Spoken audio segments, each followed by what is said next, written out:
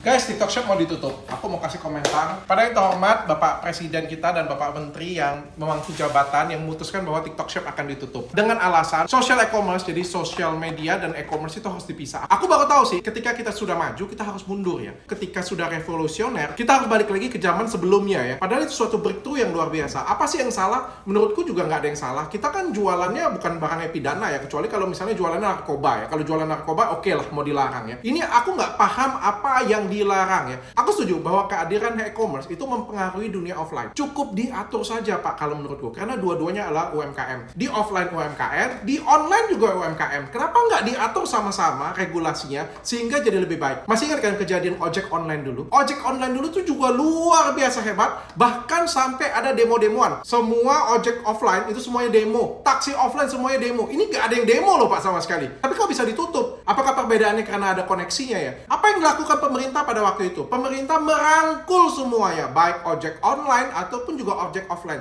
Dibuat regulasi yang sesuai. Sehingga apa? Sekarang semuanya dunia berkembang. Masa kita harus mundur lagi nih Pak? Kita kan menatap dunia itu maju ke depan Pak. Dirangkul dua-duanya, dikasih solusi dua-duanya. Yang online dibatasin, dikasih regulasi. Yang offline dibantu untuk pindah ke online. Karena cepat atau lambat semuanya pasti akan pindah ke online. Pak, kalau mau dibatasin, kalau mau dibabat habis, jangan pilih-pilih Pak. Ngomong-ngomong Pak, stasiun TV itu juga kena impact Pak. Gara-gara Netflix, gara-gara Disney Hotstar, gara-gara YouTube Pak. Apakah nggak sebaiknya YouTube juga ditutup, Pak? Kesian, Pak, karyawan di TV, Pak. Banyak yang dipecat, Pak. Kenapa nggak sekalian Bapak dulu menyelamatkan wartel-wartel juga, Pak? Wartel-wartel itu juga tutup gara-gara handphone, Pak. Kita gunain pager lagi aja, Pak, supaya wartelnya itu bisa tumbuh dan berkembang lagi, Pak. Kalau menurut saya, digitalisasi itu real ada di depan, Pak. Kalau mau dibabat, jangan dipilih-pilih, Pak. Tapi dengarkan juga jeritan ibu-ibu yang ada di rumah. Ini breakthrough yang luar biasa, Pak. Emak-emak yang ada di rumah, yang tadinya nggak ada kerjaan, nganggur, nggak punya kreativitas, sekarang emak-emak bisa punya penghasilan dari rumah saja Pak. Dari rumah saja. Ini suatu